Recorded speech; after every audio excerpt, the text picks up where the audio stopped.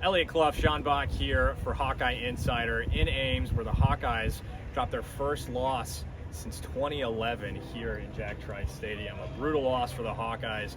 2 sacks on that last possession. They go 4 and out, incomplete on the last possession, or on the last pass rather. Sean, I mean, like, what's going through your mind on that last drive? That was brutal. Yeah, that last drive was definitely one that I think a lot of people, or Mark and the Iowa staff especially, would want back. Nothing was really going their way, especially after some of the promise that you showed in the passing game, mainly in the second, third, start of the fourth quarter. But yeah, I mean, this game kind of just felt like, you were going backwards a bit, then you're going forward, and then that last drive kind of summed things up in terms of, all right, things are really going backwards. So it wasn't necessarily an inspiring performance based on that last drive, but I think there's some things that you can build off of, but I definitely understand the frustration in terms of, what's going on internally and then from a fan perspective as well. I don't know what I would pinpoint so much today, as it was pretty easy to pinpoint last week for Marcus struggles, just having the jitters, the anxiousness. Yeah. But today, it just, I mean, they weren't getting pressure on him. Right. I don't know if receivers weren't getting open. I mean, would that be something you point to? Because he clearly was not under pressure. Yeah, I mean, there were multiple times, too, where Mark had 7 or 8 seconds to throw the ball and was kind of just, sitting back there, like kind of just going up and down. So I don't know. I think it has to do with receivers. There were also some pretty big drops at certain points of the game.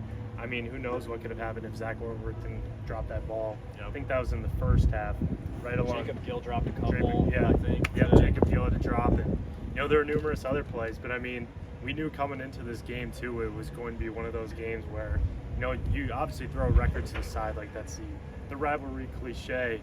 But to win this game, you got to have some things go your way. And there was a thing in the first half with Iowa State muffing that punt, where you're kind of like, okay, Iowa has some momentum. We're only able to get a field goal out of it. And there were a couple of like that. I mean, that last Iowa State drive where Gabe Burkle caught that deflected pass on that 3rd and long. You're kind of just like, oh boy, here we go again. A Cedar Rapids Prairie product that Iowa did not offer. Which I mean, it's not. I'm just. It's such a small window, and stuff like that just kind of happens. That's crazy, and it's not an indictment on anything like that, but it's funny how that stuff works out sometimes. Right. Yeah. A lot of the things, of course, you mentioned the punt, only got 3 out of it. Just a lot of the things towards the end went Iowa State's way. Made that tip catch. It looked like Rocco Beck may have slid short of the first down. That was called a first down. They went to replay, called a first down again. This was a game where obviously you have to have some of those things go your way. But Rocco Beck, to me, was the reason I picked Iowa State, and he made enough plays in this game to win it for them. Of course, a couple drops by Iowa State's receivers. Had they made those plays, we might be talking about a different game entirely, too. Right. Another thing for Iowa, didn't establish the run to the degree that you probably would have preferred. Yes. Got it going in the second half. Xavier Williams had some really nice carries, but then you continued to roll with TJ Washington, who was having trouble getting going. I mean, there were just moments where Iowa looked like the better team far and away, and they didn't take advantage of all of them. Right. And in a rivalry like this, and against a good team like this, you have to take advantage of those. Right, and I think you make a good point where Iowa looked like the better team at times, and I think that's something that you can build off of. But to be a great team, you got to be able to strike when the iron's hot in those moments. I mean, Iowa had that momentum from late second quarter when they had that long drive, and then, into the third quarter, and even start of the fourth quarter, I think too, there was some momentum in Iowa's direction. But there wasn't really a punch that Iowa had that was able to deliver on the offensive end. And, you thought you maybe saw some of it in the second half, but you didn't. Got to be able to put the ball in the end zone too. I mean, you want to get points, but in order to win games like these, you got to put the ball in the end zone. And, it was there was some good, but there was definitely some bad that is kind of just as a continue to be a concerning trend with where this team is going. And I understand the whole Mark Gronowski not getting acclimated enough, but man, there were some times where you're kind of like, I know it's still early, but you got to see there was improvement for sure, but there was not enough. To me, and this is the trend for Iowa football, you can't look at this game and say the defense lost this game. Yeah. This is why you brought Mark Gronowski in, to win these football games, to take it. I mean, 2-time national champ, Heisman at the FCS level. This is why you brought him in, and the offense did not exceed, did not have success, and let alone why you brought in Tim Lester, right? it's why you brought him in to have success late in these games, to move the ball when you have to move the ball, and it didn't happen.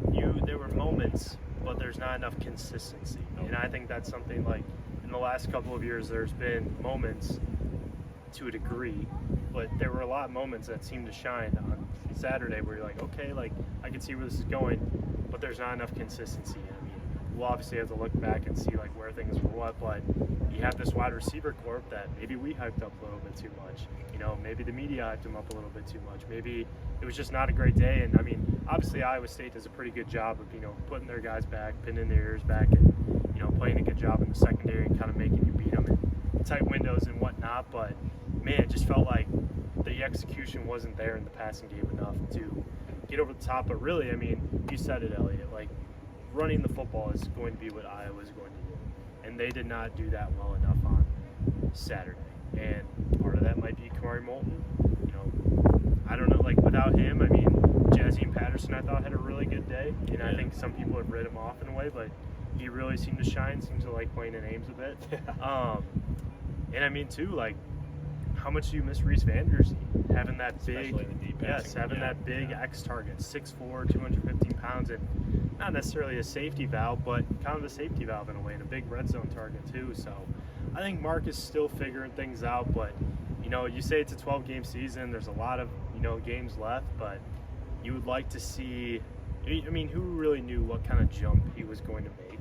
And there were some noticeable improvements, but it's just like you got to get to a certain point where you do it enough to beat some of these ranked teams. And what does Iowa have on their schedule coming up? Second Big Ten game is against Indiana. And you've got Oregon and Penn State looming down the road. So definitely not going to get any easier for Iowa. They've now lost 10 straight to ranked opponents. Kirk Ferentz did not know that statistic post-game. I think he did, but I don't think he was too fond of it, which I mean, I totally understand, but it's kind of just the reality. And, you know, I think it's one of those things too where you have 3 ranked teams coming to Kinnick later this season. Obviously there's some Kinnick magic, but how much can you rely on, you know, you have to be able to put that on the field. And, you know, I know that's kind of a cliche comment or no duh, but it's true. I mean, just what makes you think that Iowa can beat a ranked opponent now? You know, I know it's really early in the season and we might be overreacting, but like they haven't done it as of late. More to come from us at HawkeyeInsider.com. Already a ton up on our website. 60% off right now your entire first year, so sign up today. Join us, get VIP content. We'll have a lot more coming, looking back at this game, looking ahead to next week, and of course men's basketball and women's basketball official visitors all over the fall. So plenty more to come from us at Hawkeye Insider. Podcast will be on your feeds later this evening. Stay locked in with us. Again, Elliot Clough, Sean Bach here for 24/7 Sports and HawkeyeInsider.com.